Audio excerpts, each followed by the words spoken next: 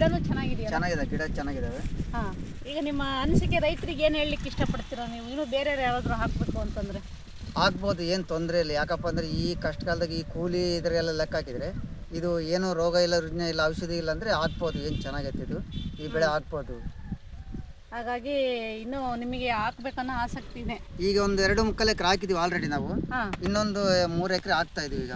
ಇದನ್ನ ಹಾಕಬೇಕಾದ್ರೆ ನೀವು ಫಸ್ಟ್ ಏನು ಮಾಡಿದ್ರಿ? ಪೂಜೆ ಗೀಜೆ ಎಲ್ಲ ಮಾಡಿದ್ರೆ? ಮಾಡಿದ್ದೀವಿ ಮೇಡಮ್. ನಾವು ಪೂಜೆ ಮಾಡಿಬಿಟ್ಟು ನಾವು 45 ಜನಕ್ಕೆ ಅನ್ನ ಹಾಕಿ ಎಲ್ಲ ಇದು ಮಾಡಿರೋದು. ಯಾಕಂದರೆ ಇದು 1-2 ಗಿಡ ಅಲ್ಲ, ಒಂದು 2-3 ಎಕರೆ ಹಾಕಿದ್ವಿ. ಇದೇ ಮತ್ತೆ ಬೆಳೆ ಕೊಡೋದು, ನಮಗೆ ಒಟ್ಟಿಗೆ ಅನ್ನ ಕೊಡೋದು ಇದೇನೆ. ಅದಕ್ಕೋಸ್ಕರ ನಾವೆಲ್ಲ ಪೂಜೆ ಮಾಡಿನೇ ಹಾಕಿದ್ದೀವಿ ಇದಕ್ಕೆಲ್ಲ. ಹಾಂ ಹಾಂ. ಈಗ ಒಟ್ಟಾರೆ ನಿಮಗೆ ಖುಷಿ ಅನಿಸಿದೆ? ಖುಷಿ ಆಗಿದೆ. ಈಗ ನಿನ್ನೆ ಒಂದೇ ದಿನ ನಾವು ನೀರು ಬಿಟ್ಟಿರೋದು. ಎಷ್ಟು ಕಳಗುಟ್ಟುತ್ತಿದ್ದು ಗಿಡ ಅಂದರೆ ಒಂದು ಹೋಗಿಲ್ಲ, ಆ ಥರ ಇದಾವೆಲ್ಲ. ಹೌದು, ಇದು ಮತ್ತೆ ಬೇರೆ ಕಡೆ ಎಲ್ಲಿ ಸಿಗಲ್ಲ. ಯಾಕೆ ಅಂತಂದರೆ ಈ ಗಿಡ ಬಂದ್ಬಿಟ್ಟು ನಾವು ಕೇರಳದಿಂದಲೇ ತರಿಸ್ಬೇಕು. ಹಾಗಾಗಿ ಇದು ತುಂಬಾ ಚೆನ್ನಾಗಿದೆ, ಇದಕ್ಕೊಂದು ಲೈಫ್ ಇದೆ. ಇನ್ನೂ 10 ಜನ ಕೇಳಿ. ಯಾಕೆ ಅಂತಂದರೆ ಇವತ್ತು ಎಲ್ಲರೂ ಸಫರ್ ಆಗ್ತಾ ಇರೋದು ಏನು ಅಂತಂದರೆ ಬೇಡಿಕೆಗಳು ಸಿಗ್ತಾ ಇಲ್ಲ ರೈತರಿಗೋಸ್ಕರ. ಅದಕ್ಕೋಸ್ಕರನೇ ಈ ಒಂದು ಒಳ್ಳೆ ಕಾರ್ಯಕ್ರಮ ನಮ್ಮ ಗ್ರೀನ್ ವಿನ್ ಹಾರ್ಬರ್ ಸೊಲ್ಯೂಷನ್ ನಮ್ಮ ಕಂಪ್ನಿ ಸಿಒ ಆಗಿರ್ತಕ್ಕಂಥ SM ಸರ್ ಮಾಡಿದ್ದಾರೆ.